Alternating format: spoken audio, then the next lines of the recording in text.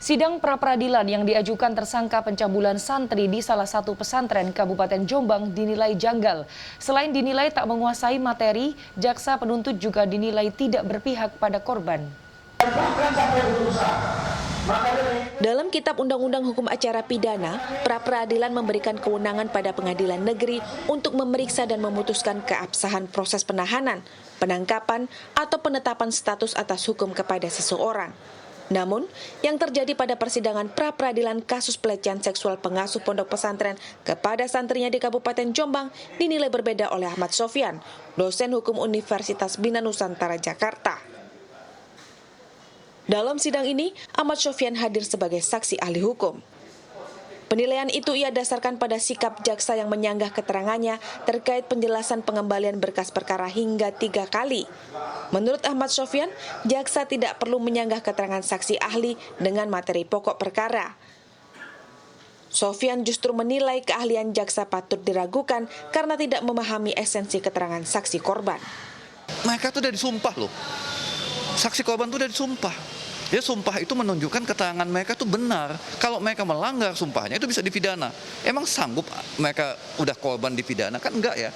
Jadi kepercayaan pada jaksa bahwa keterangannya itu berbeda-beda, dia tidak paham esensi keterangan saksi korban yang sudah disumpah. Bahkan mereka bilang, oh perlu ada lie detector. Lah, ini kesalahan berikutnya. Jadi ada petunjuk lain yang akan dilakukan pakai lie detector. Dalam sidang pra-peradilan dengan agenda pengambilan keterangan saksi dari pihak tergugat, jaksa yang bertugas meneliti berkas perkara kasus pelecehan dan persetubuhan tersebut tampak memberikan sanggahan atas keterangan saksi ahli. Yang terhadap S19 yang kami berikan, kita ajukan, itu tidak hanya S19 saja, kita juga ada 3 kali berkoordinasi dengan penyidik. Pengembalian terhadap berkas perkara tersebut, itu pun apa yang telah didapat oleh penyidik. Karena kenapa? Kami meneliti itu berdasarkan apa yang ada di dalam BAP saksi-saksi.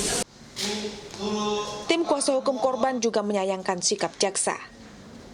Kami melihat itu dan kami pun juga menyatakan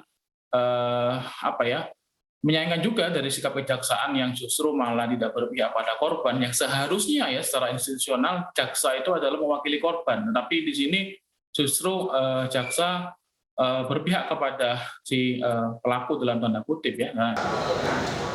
Sementara tim kuasa hukum tersangka memastikan proses pra-peradilan sudah tepat dan hakim patut mengabulkan permohonan tersangka.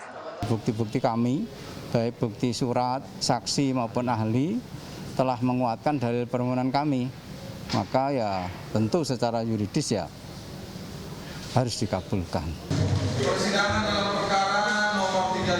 Akibat proses sidang pra-peradilan yang dinilai janggal tersebut, tim kuasa hukum korban akan melayangkan surat permohonan dukungan kepada Komnas Perempuan, Kementerian Perempuan dan Pelindungan Anak, serta melapor kepada Komisi Kejaksaan.